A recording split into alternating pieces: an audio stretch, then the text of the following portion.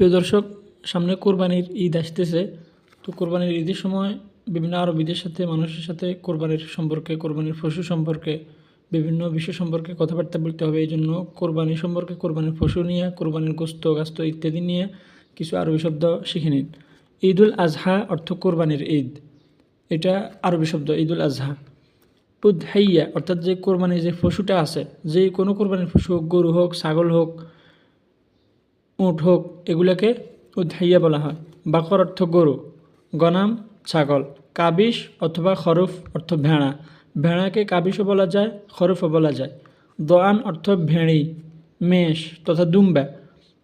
ভেড়ি অর্থাৎ যে মহিলা ভেড়াটা আছে এটাকে দোয়ান বলা হয়। জামাল অর্থ উট, ইশতারি অর্থ কেনা বা কেন, বিয়া অর্থ বেচা বা বেচো, বিয়া না, এখানে বাইআ শব্দের অর্থ হয়েছে বেচা বা বেচো।